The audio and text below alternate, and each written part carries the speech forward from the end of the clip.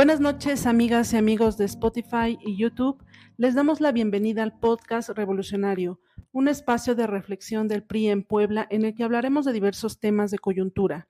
Mi nombre es Maritza Mena Cortés, secretaria de Comunicación Institucional, y en este primer capítulo hablaremos de la reforma al Poder Judicial, la cual se discutirá en el Senado de la República la próxima semana y para la cual tenemos a una invitada de lujo, a la representante del PRI ante el Instituto Electoral del Estado, Laura Torres Villegas. Laura es licenciada en Ciencias Políticas por la Universidad Autónoma de Tlaxcala, así como maestra en Ciencias Políticas y doctora en Ciencias de Gobierno y Política Pública por la UAP. Es un gusto que nos acompañe. Hola, muy buenas tardes. Muchas gracias por la invitación y sobre todo que se abran estos espacios de reflexión, de análisis, para que sea también un medio de educación ciudadana.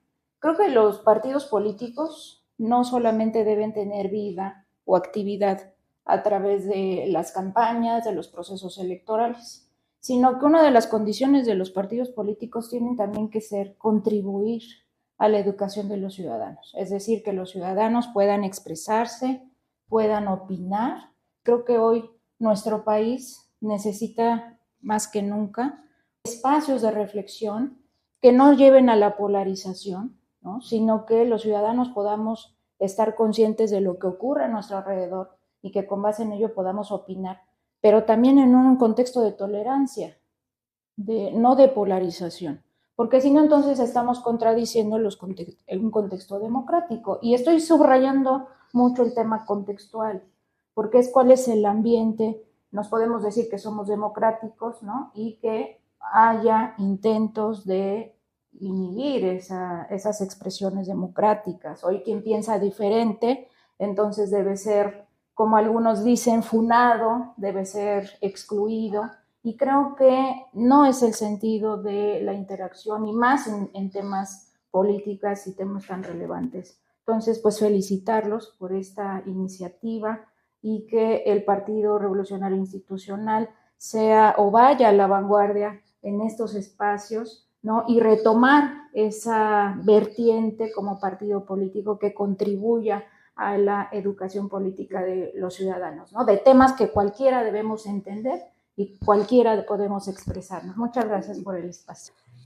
Precisamente hablando de las cuestiones o el contexto actual, estamos viviendo un momento en el cual se realizaron elecciones hace algunas semanas, ya hubo ganadores. Sin embargo, ha habido una iniciativa en particular que es la reforma al Poder Judicial, que ha estado en boga, se ha hablado mucho, incluso hubo una manifestación recientemente de parte de los trabajadores del Poder Judicial.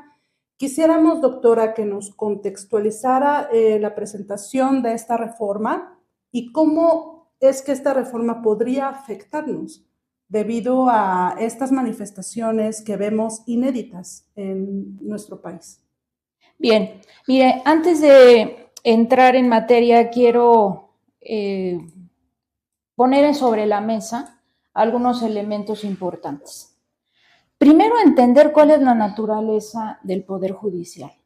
De ahí, obviamente, hoy los resultados electorales han llevado a una integración de un partido político junto con sus aliados, una integración hegemónica del Poder Legislativo, no nada más a nivel federal, en ambas cámaras, sino también en los congresos locales. Esa es la realidad que tenemos.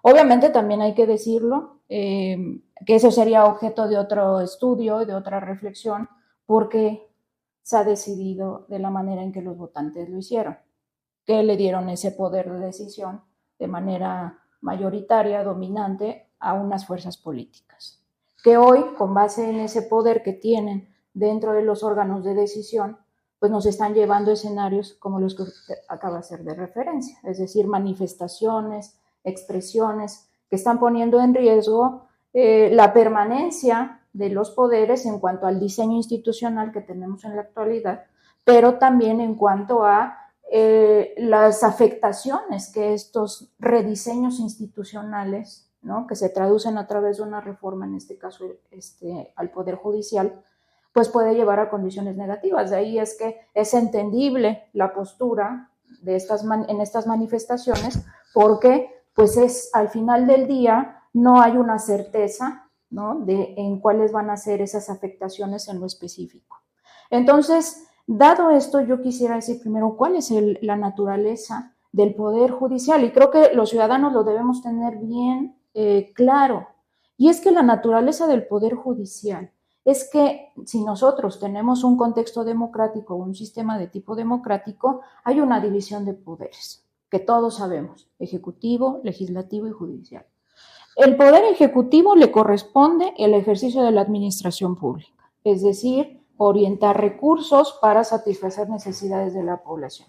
Al Poder Legislativo le corresponde legislar, reformar leyes, y al Poder Judicial tiene nada más y nada menos que la función de vigilar que se cumplan las disposiciones constitucionales y que no haya una violación a los derechos humanos de las personas. Entonces, ¿qué estamos observando desde aquí? El Poder Ejecutivo y el Poder Legislativo, sus integrantes llevan a través de elección, o sea, llegan a través del voto. Por lo tanto, parte del origen o una de las razones que explican el origen del Poder Ejecutivo y Legislativo es el voto popular. ¿Por qué? Porque dentro de las funciones del Poder Ejecutivo y Legislativo está el de la representación política. Pero el Poder Judicial tiene una naturaleza más bien de vigilar a la Constitución. Por ende, no tiene una función de tipo de representación política como los otros dos poderes. Luego, entonces, el Poder Judicial va a estar, en el caso mexicano, va a estar encabezado por la Suprema Corte de Justicia de la Nación, que este poder, a través de la Suprema Corte de Justicia de la Nación y los otros órganos que lo integran, que ahorita lo voy a mencionar, son los encargados de regular a través de las leyes que no haya violación a la Constitución por parte de ningún poder, ¿eh? O sea, no nada más es regular a través de un marco normativo que no haya violación a los derechos humanos de las personas, sino que tampoco haya una invasión de competencias entre los poderes. Por eso es que la Suprema Corte de Justicia, que es donde se deposita, que es nuestro tribunal constitucional en el Estado mexicano, que está encabezado por la Suprema Corte de Justicia de la Nación, resuelve problemas de acciones de inconstitucionalidad, ¿no? O controversias constitucionales, que estas son cuando precisamente hay alguna posible o se presenta alguna ley que sea violatoria o invasiva de competencias de algunos de los poderes. Entonces, si nosotros vamos revisando descriptivamente cuáles son el origen y las funciones y cómo llega cada uno de los poderes, entonces hace sentido que el Poder Judicial está para cuidar a la Constitución. Por eso es que hoy el Poder Judicial está integrado por la Suprema Corte de Justicia, donde están los ministros, pero también tienen otras áreas de competencia dentro de, obviamente, este articulado constitucional, poder regular algunas otras leyes secundarias que de ellas emanan. En este caso, por ejemplo, en materia civil, en materia penal, en materia administrativa, en materia laboral. Por eso es que la Suprema Corte de Justicia tiene dos salas, ¿no? En materia administrativa, laboral, en materia civil y penal, pero también tiene plenos regionales, ¿no?, de los poderes judiciales en las entidades federativas, tiene los tribunales de circuito, los tribunales de circuito en materia de apelación, también tiene el Consejo de la Judicatura, tiene el Tribunal Electoral Federal en materia electoral. Entonces, ¿qué quiere decir? Que no nada más el Poder Judicial es la Suprema Corte de Justicia, sino que hay toda una integración o presencia de todos otros órganos que tienen, entre magistrados y jueces, también la tarea de poder regular y vigilar que se pueda observar y se pueda cuidar, por decirlo así, a la Constitución. Entonces, hoy en día, pues el Poder Judicial también, obviamente, de acuerdo a la Constitución, es un poder autónomo e independiente. Pero fíjense, aquí hay un dato y lo quiero también decir. En los sistemas de tipo democrático, donde hay sistemas electorales que se eligen a los poderes ejecutivo y legislativo a través del voto, puede ocurrir el escenario que tenemos ahorita en México, que haya mayorías avasallantes de un solo partido o de algunas fuerzas políticas y que deje en excluida o con una representación minoritaria a otras fuerzas políticas. Entonces, ¿qué hace? Que también legalmente deben establecerse límites en la misma Constitución y en las leyes secundarias para también tratar de limitar el poder, porque aquí quiero decir otra cosa. Al final del día, el Poder Ejecutivo y Legislativo ejercen poder, pero ¿quién los va a limitar? La Constitución. Por eso es que si nosotros vamos observando todo esto, pues nos podemos explicar entonces por qué esta embestida hacia una reforma judicial que afecta, ¿no?, en el sentido de una nueva integración de la Suprema Corte de Justicia de la Nación, donde dentro de esta nueva integración puedan ser votados los ministros, donde se reduce la temporalidad de el ejercicio de esos ministros, que además se sustituya, ¿no?, me estoy haciendo ya también referencia a estos puntos de la reforma, que se sustituya el Consejo de la Judicatura y que haya nuevas reglas procesales para hacer una justicia más expedita, ¿no?, y que al final también haya un poder judicial, según ellos, en su reforma propuesta por el presidente y por sus aliados, fuerzas políticas, que haya una eficiencia, que haya austeridad, que haya imparcialidad. Pero si nos vamos en temas de técnicos, ¿no?, por ejemplo, si nos vamos a una simple o básicos conocimientos sobre las técnicas legislativas, pues dice que primero toda reforma o toda elaboración de ley debe partir de un diagnóstico. La pregunta que yo me vendría primero a la mente es, ok, el Poder Judicial, como toda institución, es perfectible, tiene áreas de oportunidad, ¿no?, como todo ocurre, pero habría que ver si el presidente de la República y sus aliados en los poderes de decisión, en este caso el poder legislativo, en ambas cámaras, tienen un diagnóstico real de cuáles son los problemas que enfrenta actualmente el Poder Judicial.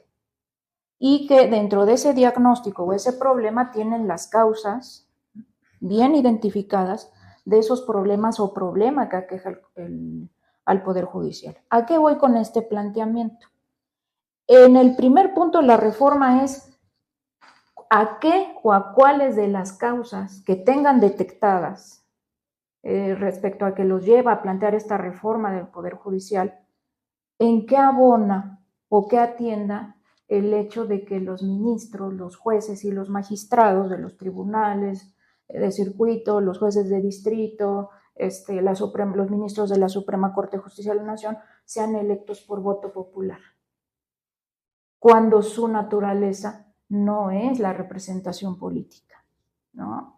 Buscando en los puntos de la reforma, ellos establecen dentro de los objetivos que esto conlleva a obtener una legitimidad democrática. Nosotros en ciencia política entendemos la legitimidad como esa aceptación.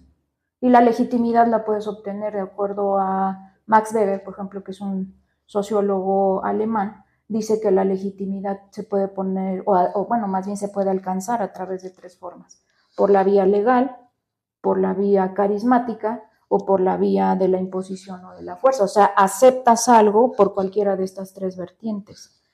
La pregunta es, hablar de una legitimidad democrática, entonces estaría diciendo que entonces el presidente López Obrador está queriendo obtener una aceptación democrática de la población mexicana, pero el tema es ¿para qué? Es decir, cuando la naturaleza del Poder Judicial no es la representación política, porque eso lo tiene el Poder Ejecutivo y el Poder Judicial. Más bien sería qué o qué pretende el presidente López Obrador al someter a votación, es decir, si con esa medida, con esa alternativa, se van a mejorar algunas de las áreas de oportunidad o problemas que pueda tener el Poder Judicial. Entonces, vean lo que estamos haciendo, porque, por ejemplo, la Constitución y las leyes secundarias son mecanismos jurídicos que tienen las democracias para limitar las decisiones de las mayorías. Por eso es que si nos ponemos a razonar eso, entonces es muy entendible por qué el presidente López Obrador quiere reformar al Poder Judicial. ¿Por qué? Porque ya tuvo una primera limitante cuando quiso someter a la reforma político-electoral. Estaríamos hablando de un sometimiento entonces del Poder Judicial al Poder Ejecutivo e incluso al Poder Legislativo. Y otra, esta invasión significa entonces politizar el Poder Judicial, ¿y qué riesgos habría para la democracia en México? Así es, no lo pudo haber descrito mejor. Desde mi perspectiva como politóloga coincido en esa apreciación. Es politizar la justicia y someterla a, en este caso, el Poder Ejecutivo. O sea, él quiere que los mecanismos constitucionales que existen en un sistema democrático estén a su servicio, estén a su favor, y que entonces no haya, porque incluso habla dentro de esas reglas procesales, dentro de los puntos de la reforma, habla de que no se otorguen suspensiones. Pues sí, pues ya tiene el antecedente de la reforma político-electoral. Entonces, ¿a qué nos lleva? Pues imagínense, si hay algún desempeño deficiente por parte del Poder Legislativo en la producción de alguna ley o hay una decisión política que se traduce en una ley, en una reforma, pues va a ser muy sencillo. Si el Poder Ejecutivo le dice a los ministros de la Suprema Corte o a los jueces, a los magistrados, pues entonces van a aprobar en el sentido que lo determine. Entonces esto ya no nos va a permitir un sano equilibrio de poderes, en la división de poderes, independientemente de las deficiencias que pueda haber en esta división de poderes o deficiencias que pueda haber entre ellos, pues se va a desdibujar y además legalmente.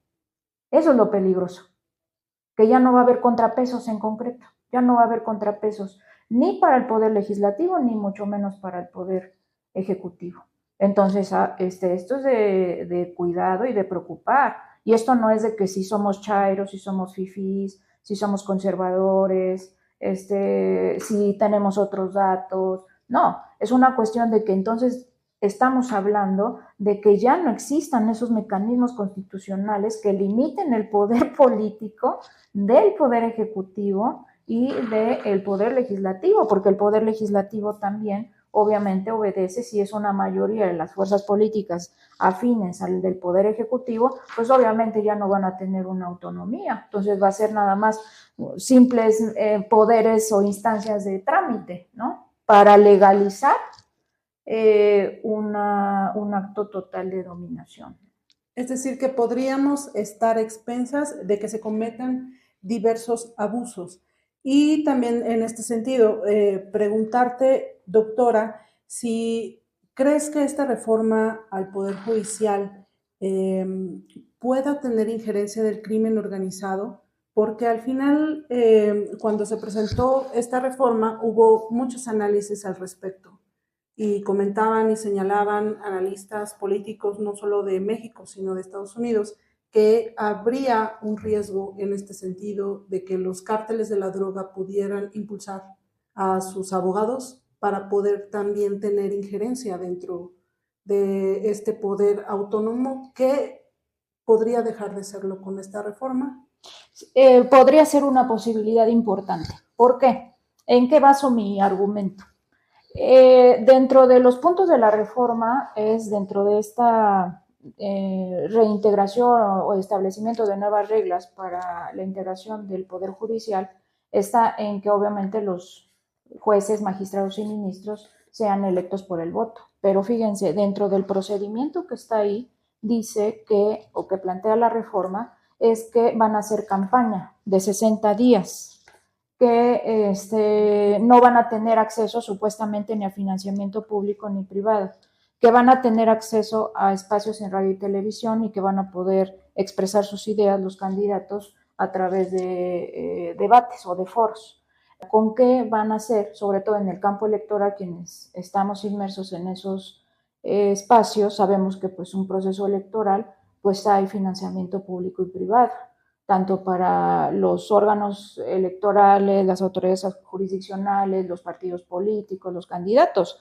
Entonces, obviamente también ahí hay reglas que sancionan, que regulan el manejo, aplicación, uso de esos recursos. El tema es que si dice, según la propuesta de reforma, que no va a haber financiamiento público y privado, supondría o podríamos especular que el acceso a la radio y televisión serían de los espacios del Estado, quisiera yo especular en eso.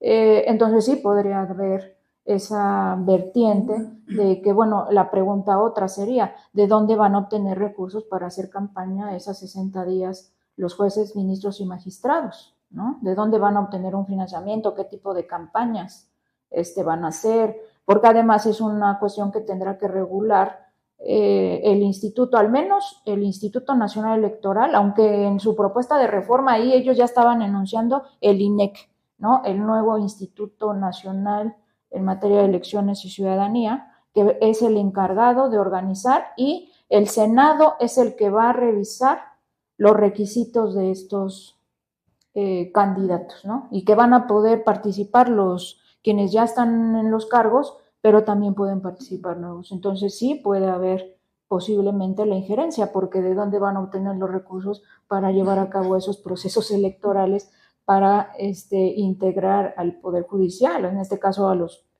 jueces, para elegir a los jueces, a los ministros, a los magistrados, ¿no? Podría ser una inyección de recursos del crimen organizado, incluso yo me atrevería más a decir que a lo mejor podrían ser incluso hasta las mismas propuestas, ¿no?, de abogados que vayan a ocupar estos cargos y patrocinados por el crimen organizado. Al final, la propuesta de reforma no nos da a los ciudadanos ninguna certeza acerca de la elección de quiénes serán nuestros magistrados y nuestros jueces y también los integrantes. Finalmente, doctora, nos gustaría saber ¿cuál sería a lo mejor la propuesta y si nos alcanzaría más bien a nosotros como Partido Revolucionario Institucional, un partido que le apuesta a la democracia y que ha demostrado o ha mostrado su postura en este sentido de votar en contra? ¿Nos alcanzará como partido para negociar una reforma diferente a la que está presentando el oficialismo? Pues sí, tan solo lo que ya los dictámenes, o al menos lo que ya se puso en consideración por el órgano nacional electoral, Morena, al menos en el Senado, no está logrando la mayoría calificada. Entonces yo creo que el Partido Revolucionario Institucional tiene buenas posibilidades, amplias posibilidades para poder frenar la concreción dentro del proceso legislativo donde van ambas cámaras, para limitar esta reforma electoral, esta reforma en materia judicial. Entonces es importante, sobre todo porque creo que el Partido Revolucionario Institucional debe hacer una propuesta de cuáles son esas problemáticas que debieran atenderse para llevar a cabo una reforma al Poder Judicial. Desde el punto de vista académico, como ciudadano, yo creo que sí necesitamos una reforma al Poder Judicial, pero eso no implica su destrucción. Eso no implica, por ejemplo, que se tomen decisiones políticas como arrebatos, revanchas, porque me disculpo de antemano por la expresión, pero pareciera que la reforma al Poder Judicial por parte del presidente López Obrador es una revancha o es una represalia, porque ha sido el freno principal, pues ha cumplido con su función para que no sean aprobadas las reformas que él ha querido impulsar, que a mí en lo general me parecen en su mayor parte sin sentido. O sea, son más bien decisiones políticas que quieren ser traducidas en un marco legal, pero que no están sustentadas bajo un argumento o una explicación de por qué es necesario o en qué puntos en específico hay que hacer una reforma. Lo mismo ha hecho con los órganos electorales, hoy lo quiere hacer con el Poder Judicial. Y es en este sentido que el Partido Revolucionario Institucional hoy más que nunca necesita que sus legisladores en ambas cámaras se mantengan fuertes, se mantengan firmes. Claro, sabemos que no les va a ser fácil la tarea, porque van a tener presiones, lo han tenido, lo hemos tenido como partido en este proceso electoral, en este contexto político que vivimos, pero hoy más que nunca los priistas debemos estar convencidos y sobre todo con una reforma política, yo le llamo así, reforma política judicial, porque más bien pareciera que es una reforma en términos políticos, más no en legales. Yo sí diría, como partido podríamos juzgar en el sentido de, por ejemplo, cómo estrategias, cómo hacer la justicia más expedita, ¿no? También no podemos decir que como por el desempeño de algunos podamos calificar en general a la institución, ¿no? Digo, no estamos cerrados de ojos, vemos en los medios de comunicación los casos, ¿no? De a lo mejor no acertadas resoluciones de jueces o de magistrados. También hay, digo, áreas de oportunidad, deficiencias que se puedan mejorar, pero como Partido Revolucionario Institucional, lo que ha dicho nuestro dirigente nacional, los priistas saben gobernar, los priistas saben entender la dinámica social, los priistas pueden tener esa capacidad de tener especialistas, de acompañar sus estrategias con especialistas, que precisamente nos lleven a una mesa de diálogo, de negociación, de confrontación, pero basada en argumentos, no solamente en decisiones políticas, porque pareciera esto que es sobre todo por lo que se ha visto en medios de comunicación, que también es una represalia hacia la actual presidenta de la Suprema Corte de Justicia, porque la presidenta de la Suprema Corte de Justicia ha entendido bien la autonomía del Poder Judicial frente al Poder Ejecutivo y el Legislativo. Por eso es que no ha gustado al presidente de la República. Pero yo creo que los mandatarios, el Poder Ejecutivo, no puede estar a expensas de decisiones políticas en su totalidad para reformar instituciones, ¿no? Por eso al final, bueno, pero por eso se entiende que al final el presidente no ha hecho expresiones tan coloquiales como que al diablo las instituciones, ¿sí? Porque cree que la construcción de una institución pues es algo pues bastante laxo, bastante simple, cuando no, hay que llevar a la profundidad. Y eso, la política, nosotros en ciencia política vemos que la política es un arte, el arte de negociar, el arte de la suma positiva, donde todos los jugadores tengan un beneficio, ganen desde el punto de vista, pues así, valga la redundancia, positiva. Entonces, el PRI tiene posibilidades, pero en gran medida, de manera, yo digo, objetiva, dependerá de la firmeza que haya, de la seriedad del análisis que haya por parte de nuestros legisladores para hacer una propuesta seria, con argumentos, que tenga la capacidad de poder frenar, ¿no? Junto con otras fuerzas políticas, esta reforma sin sentido o que tiende a dañar la autonomía del Poder Judicial cuando su naturaleza es velar la Constitución. ¿Alguna reflexión final? Sí, yo invitaría a los y las ciudadanos y ciudadanas que piensen que no es polarizar, sobre todo cuando estamos en un momento crucial de qué instituciones o cuál es el diseño institucional que tenemos, y que, lo digo de manera respetuosa y muy cuidada, entiendo que somos un país de 130 millones de personas, de los cuales el 60-70% de la población vive en condiciones de pobreza. Es entendible que haya estos, por eso ha permeado mucho la Cuarta Transformación, Morena, sus fuerzas aliadas, porque se han colgado, se han enquistado en un discurso de corrupción, de que todo está mal, que todo hay que destruirlo, cuando no es así. Entonces, para eso necesitaríamos como ciudadanos tener la convicción, la responsabilidad de informarnos, ¿no? Y que independientemente de nuestro contexto particular, de nuestras convicciones, de nuestras preferencias, tengamos la capacidad crítica objetiva de ver cuál debe ser el mejor diseño institucional, sobre todo porque los perjudicados o beneficiados vamos a ser nosotros. Y entonces, pues no podemos nosotros generar solamente simpatías porque un gobernante nos dé una ayuda económica, nos dé algún beneficio. Ok, y eso pues es entendible, pero el tema va más allá hay que entender esas decisiones disfrazadas, por ejemplo, en este caso del presidente López Obrador, de esas decisiones disfrazadas de ayuda a los más necesitados, cuando al final del día lo único que está haciendo es perjudicar a la población con sus medidas. Creo yo, es un juego perverso que hace el presidente de la República, ¿no? Eso se añade a la desinformación que existe. Entonces dice, sí, los magistrados, los jueces, los ministros son corruptos, ganan mucho dinero, dice su reforma que ni ellos tampoco pueden ganar más que el presidente. Yo diría, pues entonces tenemos un presidencialismo exacerbado, donde entonces la figura del presidente es el vértice de todo y entonces nadie puede ganar más que él. Y luego, ¿cómo por qué? Si el ganar decorosamente, de acuerdo a un sueldo, a tu profesión, a lo que sabes hacer, ¿por qué es decir que eres corrupto? Eso no es ser corrupto. Yo diría, por ejemplo, quienes se educan en escuelas particulares, cuánto pagan de mensualidades, ¿no? Y cuánto quisieran un sueldo, ¿no?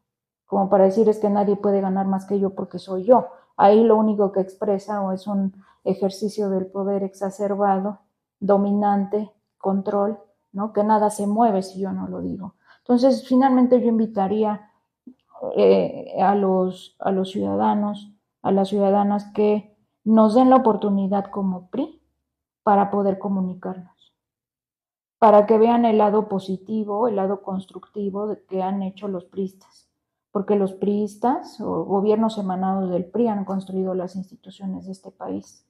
Hoy, gracias, lo hemos escuchado, hoy gracias a esos gobiernos hay escuelas, hay hospitales, hay carreteras, tenemos libertad todavía de expresión. Entonces yo sí invitaría que esto es un proyecto de largo plazo. Entonces que nos den la oportunidad de recobrar la confianza, de reconstruir el diálogo, de empezar a aprender, a volver a comunicarnos, ¿no? Y que conjuntamente podamos seguir construyendo instituciones. Perfecto, pues muchas gracias. Le agradecemos mucho la asistencia a la doctora Laura Torres Villegas, quien es nuestra representante del PRI ante el Instituto Electoral del Estado, y a ustedes les agradecemos también su asistencia a este podcast revolucionario. Nos vemos en el siguiente episodio. Recuerda seguirnos en nuestras redes sociales. En X nos encuentras como @PRI de Puebla y en Facebook como CDE PRI Puebla.